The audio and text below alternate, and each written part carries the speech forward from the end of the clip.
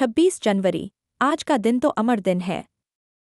आज के ही दिन सारे हिंदुस्तान में स्वतंत्रता दिवस मनाया गया था और इस वर्ष भी उसकी पुनरावृत्ति थी, जिसके लिए काफ़ी तैयारियां पहले से की गई थीं।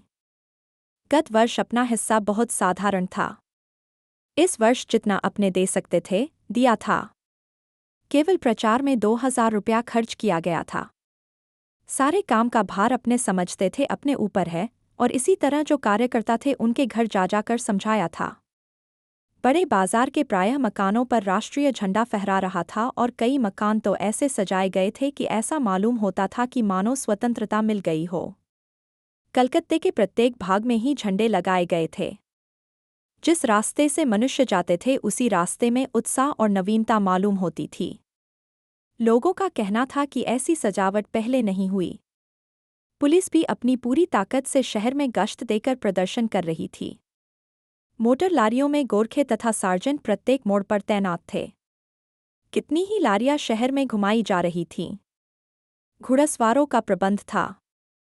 कहीं भी ट्रैफिक पुलिस नहीं थी, सारी पुलिस को इसी काम में लगाया गया था। बड़े बड़े पार्कों तथा मैदानों को पुलिस ने सवेरे से ही घेर लिया था। मोनुमेंट के नीचे जहां शाम को सभा होने वाली थी उस जगह को तो भोर में 6 बजे से ही पुलिस ने बड़ी संख्या में घेर लिया था, पर तब भी कई जगह तो भोर में ही झंडा फहराया गया। श्रद्धानंद पार्क में बंगाल प्रांतीय विद्यार्थी संघ के मंत्री अविनाश बाबू ने झंडा गाड़ा तो पुलिस ने उनको पकड़ लिया तथा और लोगों को मारा या हटा दिया।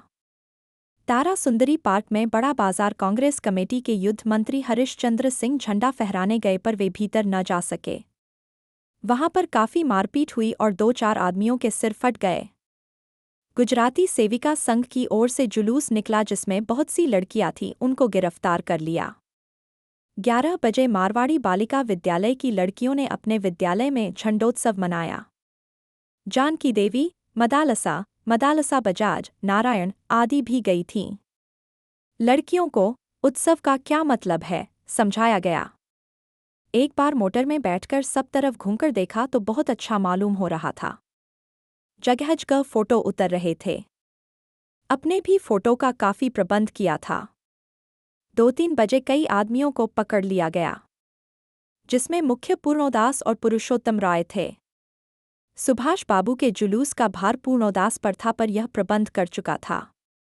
स्त्री समाज अपनी तैयारी में लगा था। जगह जगह से स्त्रियां अपना जुलूस निकालने की तथा ठीक स्थान पर पहुंचने की कोशिश कर रही थीं। मोनुमेंट के पास जैसा प्रबंध भोर में था वैसा करीब 1 बजे नहीं रहा। इससे लोगों को आशा होने लगी कि शायद पुलिस अपना रंग न दिखलावे, पर वह कब रुकने वाली थी। 3 बजे से ही मैदान में हजारों आदमियों की भीड़ होने लगी और टोलियां बनाकर मैदान में घूमने लगे। आज जो बात थी वह निराली थी। जब से कानून भंग का काम शुरू हुआ है तब से आज तक इतनी बड़ी सभा ऐसे मैदान में नहीं की गई थी, और यह सभा तो कहना चाहिए कि ओपन लड़ाई थी।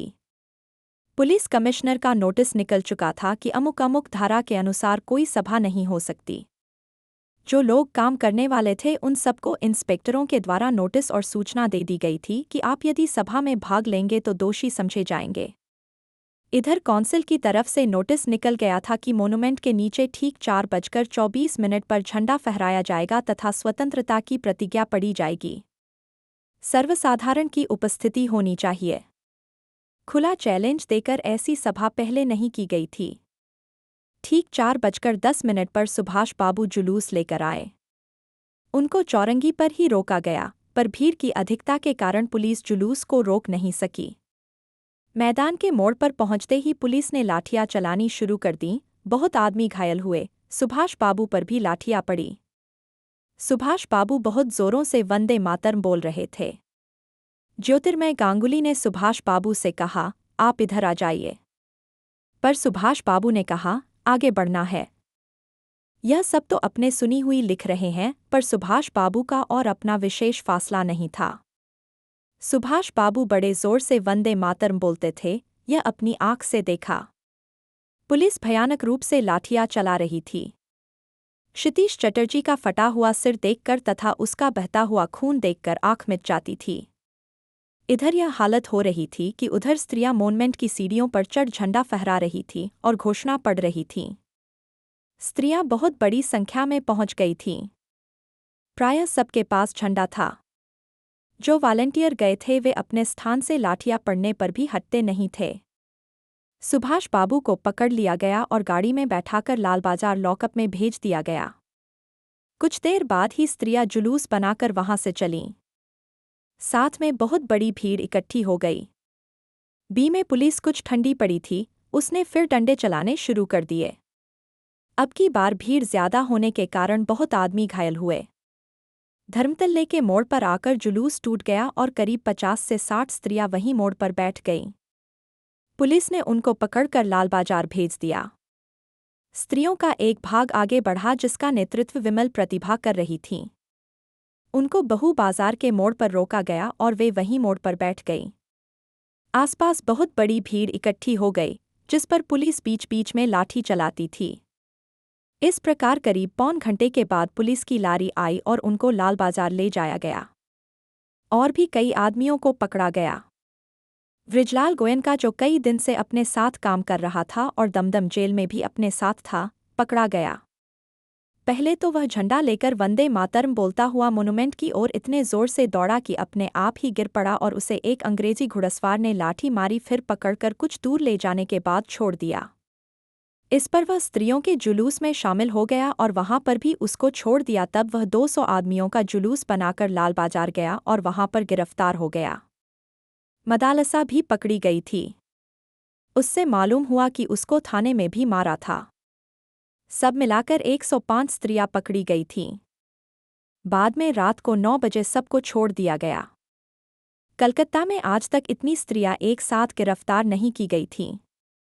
करीब 8 बजे खादी भंडार आए तो कांग्रेस ऑफिस से फोन आया कि यहाँ बहुत आदमी चोट खाकर आए हैं और कई की हालत संगीन है, उनके लिए गाड़ी चाहिए। जानकी देवी के साथ वहां गए। बहुत लोगों को चोट लगी हुई थी। डॉक्टर दासगुप्ता उनकी देखरेख तथा फोटो उतरवा रहे थे। उस समय तक 67 आदमी वहां आ चुके थे। बाद में तो 103 तक आ पहुंचे। अस्पताल गए। लोगों को देखने से मालूम हुआ कि 160 आदमी तो अस्पतालों में पहुंचे और जो लोग घरों में चले गए वे अलग हैं। इस प्रकार 200 घायल जरूर हुए हैं। पकड़े गए आदमियों की संख्या का पता नहीं चला, पर लालबाजार के लॉकअप में स्त्रियों की संख्या 105 थी। आज तो जो कुछ हुआ वह अपूर्व हुआ है। बंगाल के नाम या कलकत्ता के नाम पर कलंक था कि यहाँ काम नहीं हो रहा है, वह आज बहुत अंश में धुल गया और लोग सोचने लग गए कि यहाँ भी बहुत सा काम हो सकता है।